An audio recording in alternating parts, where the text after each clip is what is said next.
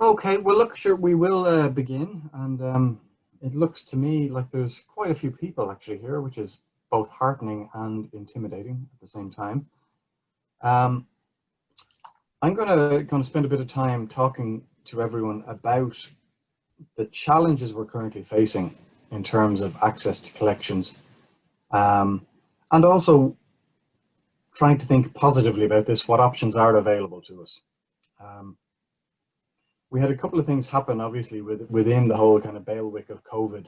And one of the more interesting ones, which was equally challenging as well as it was positive, was that early in COVID, a lot of vendors freed up all their content online, which was a very shrewd move by them because they did it for a period up to about the beginning of June.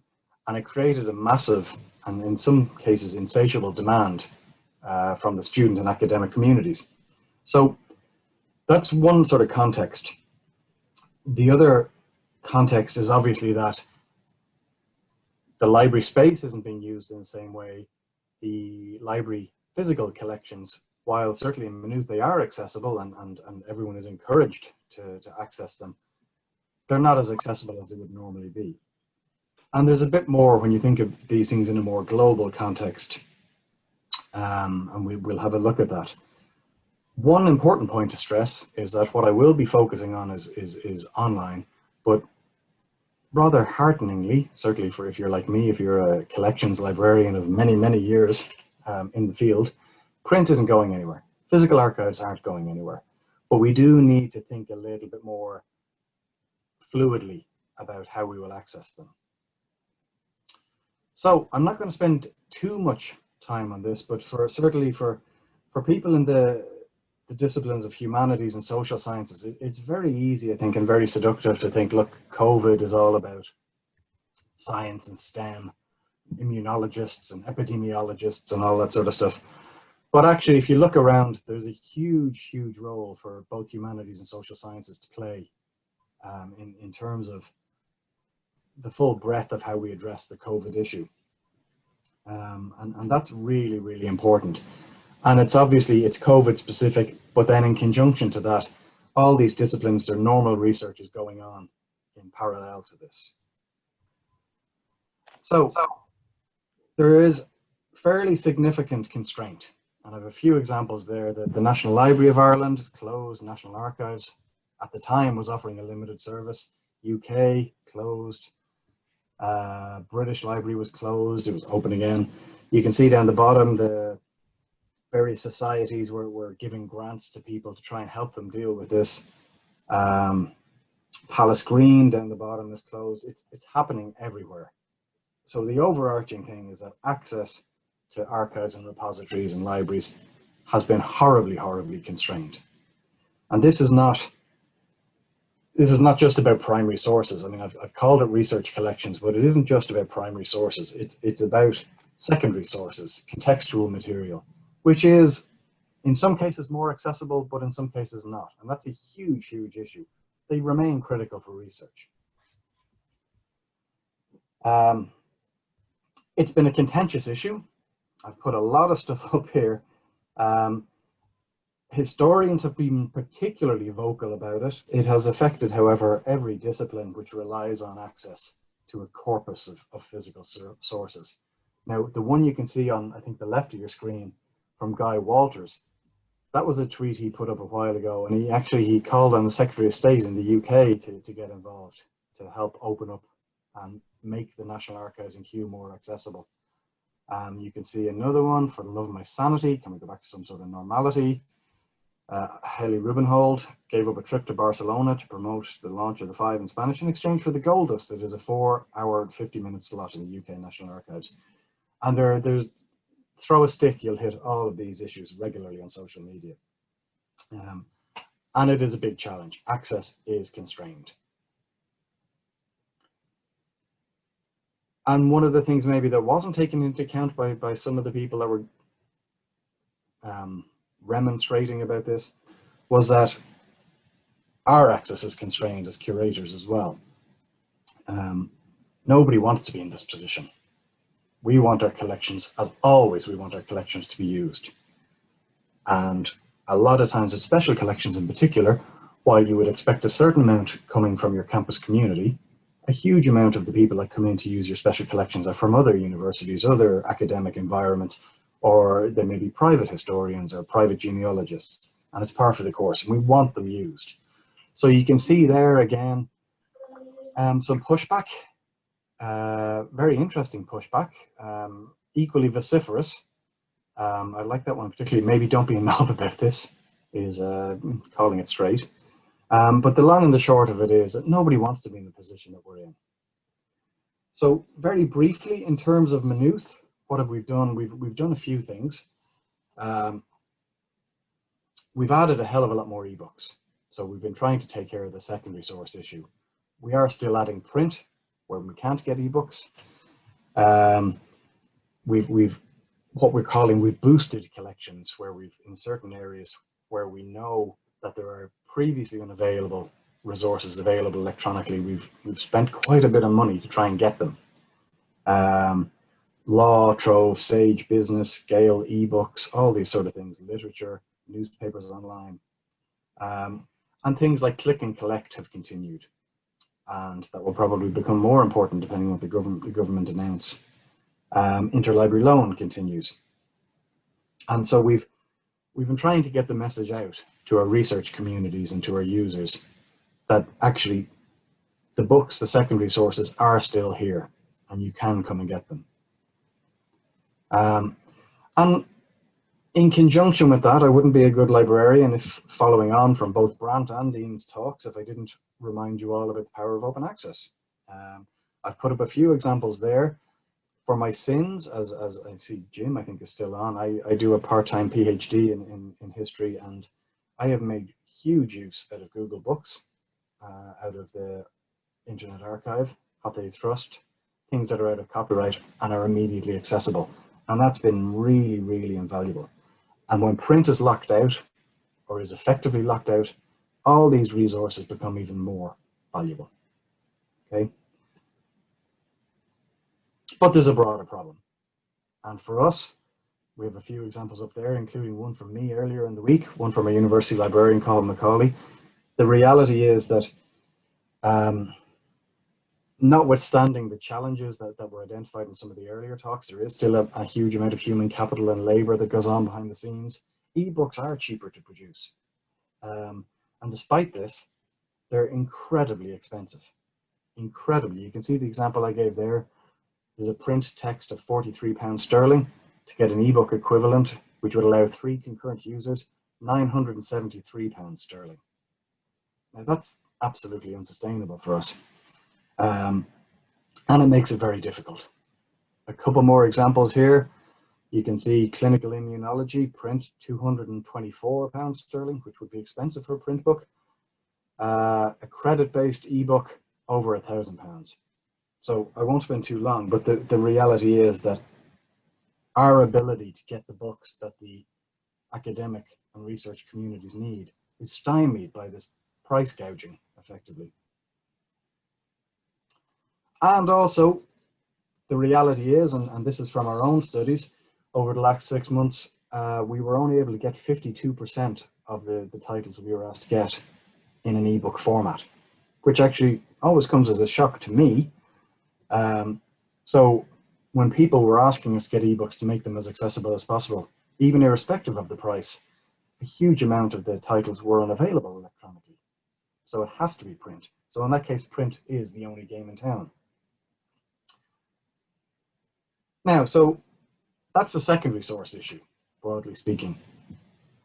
In terms of the primary sources, and I think Maynooth is an example here that does have applicability to others. The physical archives, depending on what day it is, notwithstanding government announcements, are accessible, albeit slightly more restricted than we would like. But we do, and this is the important bit, we have probably the largest corpus of digital primary sources of any academic institution in the country. Nobody quote me on that on Twitter because somebody will come back and it'll all get very competitive, but I suspect we do. I'm going to show you some of them. Budget permitting, we're trying to grow them all the time. You could argue there's no replacement for the real thing, for sitting down and physically interacting with the archive or with the rare book. And I would have a hell of a lot of sympathy for that position. But if you can't do that, digital surrogate is a hell of a good alternative. And as I'm going to just go through as well, I've noted it there. Digital surrogates can do some things a lot quicker and a lot more powerfully than if you were actually sitting in the archive going through it by hand. So I'm going to just look at some examples, and I'd remind everyone of a couple of things. If you're interested in this stuff, our search box, library search, is always a good place to start. But personally, one of the things I do is go to the A to Z list and get the particular database and go in at that point. Now, it's probably wise to do both, but there's a lot of use just going into the actual database itself because it'll have its own quirks and you need to get to know them. A lot of the resources we have are from multiple repositories, and then some of them are focused on just the holdings of one repository, like the Royal Archives in, where is it, somewhere in the UK. And I've tried to give some examples that are vaguely thematically the same, but it's not precise by any stretch of the imagination. So a quick example here, we have a huge amount of stuff from a company called Proquest, about 80 databases. You can see there are some examples. There's literary primary sources, historical primary sources, a great focus on migration, LGBT issues, Black thought, Black drama, newspapers, which are multidisciplinary and cross-discipline, early English and European books, and the all-important for historians anyway, parliamentary papers. And then equally, we have material from another company called Gale. And again, it's very similar thematically in some ways. There is a degree of overlap in terms of, say, for example, LGBT or gender, literary, newspapers, and so on. But Gale has interesting focus on Africa, African studies, Asian studies, and the literature of these places, which is very interesting. So I've grabbed a few from various different, I wouldn't worry too much about the provenance. I've tried, as I said, to have some degree of thematic cogency. So things like this, Women and Social Movements in Modern Empire since 1820. These have hundreds and hundreds of pages in them, or thousands of pages, I should say. And a lot of them actually are still in copyright, which is particularly interesting. So because these things are commercially sold, it's not like, say, something like Hathaway Trust, where a book has to be out of copyright. They've done a licensing deal. So you're getting access to stuff that, you know, would otherwise be very, very challenging to do in any way other than in the physical sense. So between all these, you've got about 250,000 pages on vaguely similar topics. The Gerritsen, you can see in the bottom right, very, very interesting database, huge amount of books and periodicals on issues of gender. This one here, top left, you can see the state papers online. There's a hell of a lot of content, far too much content. These are databases, I suppose, that broadly speaking might be considered historical, but not exclusively. You can see state papers online, which for us, we have 3 modules. The Tudors, 18th century, Stuart and Cumberland, which is the 17th and 18th century. You've got the parliamentary papers, World War I material, documents on policy, Cecil papers, which is 17th century and 16th century colonial state. Empire Line, which is a personal favorite, is very, very interesting. It goes on a thematic basis and it's collated sources from a variety of places. The BL, UK National Library, libraries, I should say, Australian state libraries, Canada National Library, and so on.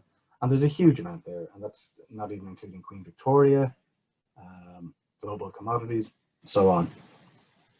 So again, clustered a huge amount here together, trying to sort of focus on broadly speaking, literary. So you got Proquest literature, Black drama, contemporary world drama, migration studies, which is more multidisciplinary perhaps, Black thought and culture. So again, one of the things we look at a lot is marginalized communities in Maynooth. And this is an example of where the databases that we've been acquiring replicates those research interests. And yet even more. This is kind of, I suppose, newspapers and journals. And it's absolutely, I wouldn't even like to put a figure on it, but you're talking hundreds of thousands of pages between Gale and Proquest. Primary sources, digital archives, newspapers, early English books, early European books, country life archive, which would be of interest to students of the big house, British periodicals. So again, you're probably pulling material from 200 or 300 repositories around the world into these sources.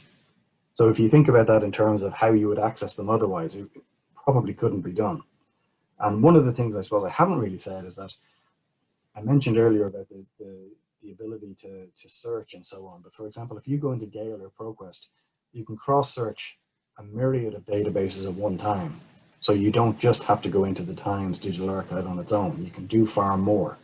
And your ability to find things by full text, enhanced searching, full text data mining is far, far greater. It's incomparable to what you might have to do if you were physically sitting down with these things. And again, bearing in mind St. Patrick's, there is, and indeed philosophy, there's a very strong corpus of things relating to theological matters, classic Protestant texts, the Digital Library of the Catholic Reformation, Loeb, Latin texts, and so on. And that kind of complements some of the early English books, the 18th century collections online, the early European. So again, I've tried to pull it together by theme, but it isn't restrictive, and nor should it be thought that way. And I suppose with the presidential elections, apart from anything else in mind, there is a huge trove of material relating to North America in particular. So you can see going right back to the European discovery of America, all the way up to the World Wars, to the 20th century, and a really interesting focus on oral material, which, you know, again, will give you something different to what might be published in terms of a newspaper. It will give you a different truth, I suppose. And a focus again on literature more generally. So I'm going to come to the end in a minute, but I have that image there, which is something we talk about a lot in collections in the library, this idea of an ecosystem of sources. And you can see Omark there, which is Castletown. You can see St. Pat's, who have their own archives. Maynooth, we have archives, we have collections. Other repositories, which really is part of the problem at the minute that we can't get to. And then this online that I focused on. And I think it is really important to stress that in terms of scale, the online primary sources now, I would imagine, dwarf everything else. And that would be intimidating, as I said, if you had to go through them one by one, but because they are online, you can do so much with them. And that brings me to the end. I would ask if any colleagues from the Maynooth community have any desire to see the collection grow in particular ways, don't hesitate to let us know. There's my contact details there. This problem, for better or for worse, is not going away anytime soon. And we do have to think, I would suggest, a little bit, as I said, a little bit innovatively in terms of what content we can access and what we're going to do with it. So if, like me, you desperately need to go to the National Archives in Kew, but you can't, you need to look closer to home. And I suppose I would just say, rest assured that the library has that content and is only too happy to make it available to you. Thank you.